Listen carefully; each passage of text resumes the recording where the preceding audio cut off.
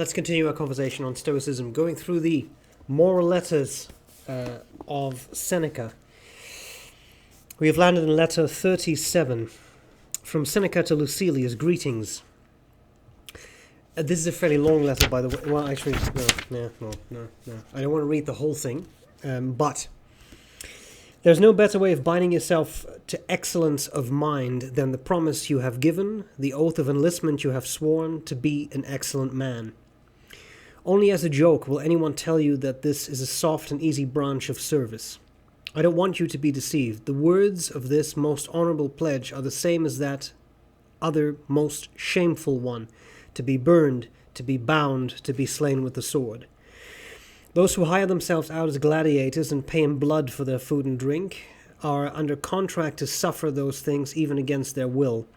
You are under contract to suffer them willingly and of your own volition. They have the option of lowering their weapons and testing the mercy of the crowd. You will not lower yours or beg for your life. You must die on your feet, unconquered. What is the use of winning yourself a few extra days or years?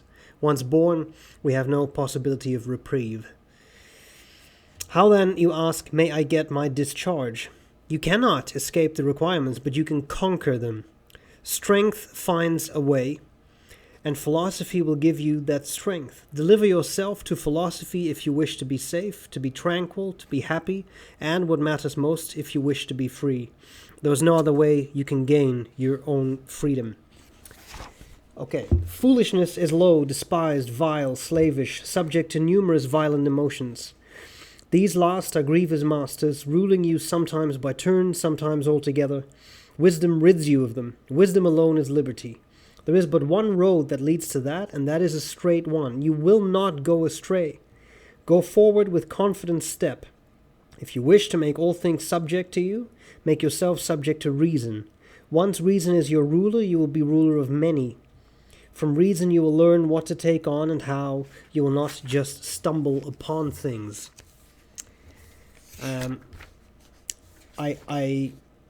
Well, okay. I said I didn't want to read the whole thing, but there is one more. There's one more paragraph, so may as well. There is no one you can name who knows how he began to want what he now wants. People are not led by their intentions, but jerked about by whims.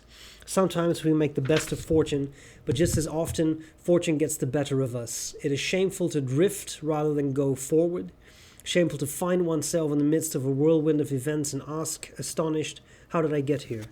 Farewell. There is a lot going on in this letter, and I think you can analyze and dissect this on a lot of different levels.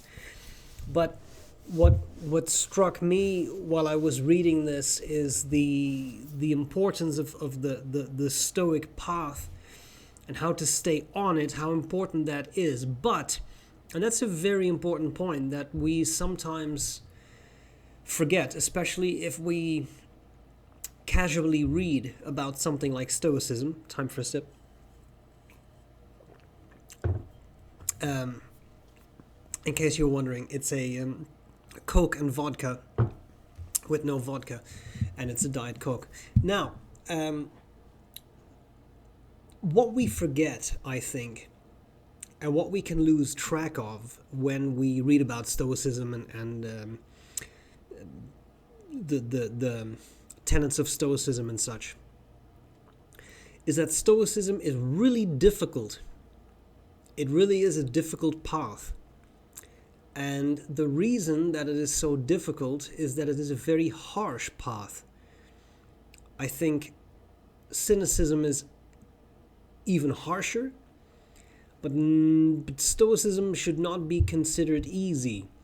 And what makes it so hard is that it is so rigorous. It truly is a continuous bout of mental effort that is required to be a Stoic, to act as a Stoic. There is the simple observation. The most important thing in Stoicism is virtue. If you don't do the right thing, you cannot be happy. How can you be happy if you're not doing the right thing? But doing the right thing is actually really difficult. Because strictly speaking, a Stoic would say, but that is not just doing the right thing once in a while, or when it is convenient to you. That means doing the right thing all the time. And I know I've given some of these examples before, but think of something like gossip. Gossip is not doing the right thing, but how many of us engage in that on an almost daily or daily basis? Doing the right thing also extends farther to say, if you choose to eat meat, then strictly speaking, you should be eating meat of happy animals that have had a good life, and not super cheap meat that full well comes from animals that have never seen daylight, etc. Those choices too, and the only reason I bring that up, that was not my example. I think this was Massimo Pigliucci's. I heard him talk about that in some talk at some point on YouTube. But it's an important point because it does go to show that if you truly wish to be a Stoic, then it should pervade every aspect of your life. And that's very hard. Doing the right thing is hard because there's always the dark side, right? Which is tempting and easy and quick and seductive, and you kind of want to go that way, but you shouldn't go that way. And that means that the opposite of virtue, vice, is always on the lookout. Now, in one of the future letters coming up in about 2 or 3 of these videos, I think I want to talk more about vice, so I'll kind of park that for now. I'll come back to that later. But doing the right thing is very hard and it's very tiring. But if you wish to follow this path, you really have to make effort to do the right thing. Now, nobody can do the right thing all the time. It is impossible. It is impossible unless you are the sage that the Stoics aspire to emulate. You will not always do the right thing. It's impossible. Sometimes you will gossip. You will send a quick text message about someone that later you think, I probably shouldn't have said that, but you did anyway. You will make these mistakes. And again, that pervades to everyday choices. Maybe the free-range eggs are particularly expensive right now, and then you may have to buy, etc. So, all those things come into play. And I think it just goes to show it's a fascinating philosophy, but it's a difficult one to follow. And not only is there the whole aspect of virtue and trying to be a virtuous person, there is also all the other stuff. All the thinking that is involved in Stoicism. Stoicism is not an emotional philosophy. It is not about go with your gut feeling. And it's a very rational approach. A rational approach to life. A rational approach to determine what is within and not within your control and act accordingly. If something is within your control, you can change that thing, so don't worry. If something is not within your control, there's nothing you can do by default, and therefore, do not worry. Saying that is one thing. Doing that is something completely different. And this applies to all Stoic principles, all that continuous thinking. The continuous thought of, is this something I can control? No, okay, well then I should not worry. That is hard. It takes effort. It takes energy. And there is a lot more, right? There's also the controlling of the passions, right? The negative emotions. Nobody can never be angry. Nobody can never be frustrated. Nobody can never be sad. We all experience these emotions, and they are healthy within certain parameters, right? Too much of anything, of course, still a bad thing. In itself, being angry once in a while can be very justified, can be very helpful and very good for you. However, if you truly wish to be a Stoic, you have to continuously ask yourself things like, well, is this anger justified? Should I be feeling this?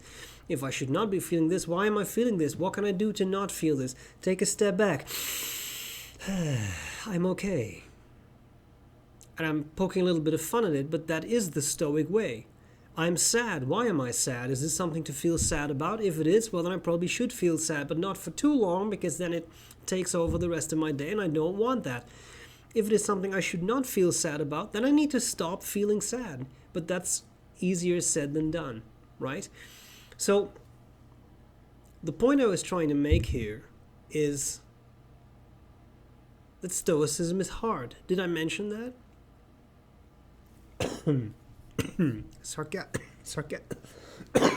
Sarcastic cough that nearly killed me. Okay, so it's hard, but instead of letting that discourage you, you can also let it encourage you. And I think there are two quick ways to do that. One is there's actually a wonderful book from William Irvine, who's a professor of philosophy. All his books are worth reading, and he definitely has a very stoic slant to his philosophy. And his book, A Slap in the Face, on how to deal with insults is fantastic. But he also wrote a book called The Stoic Challenge. And it's very interesting because he says all these things are difficult, but you can approach all the bad things that happen to you in life as Stoic challenges. This is a way for you to show how much progress you've made. Oh, the train is half an hour late? It's outside my control. Oh, I don't want to say I lost my job, because obviously that's a bigger thing.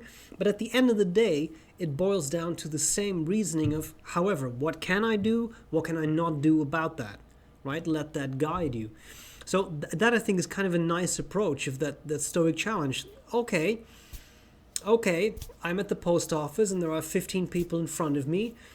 That was,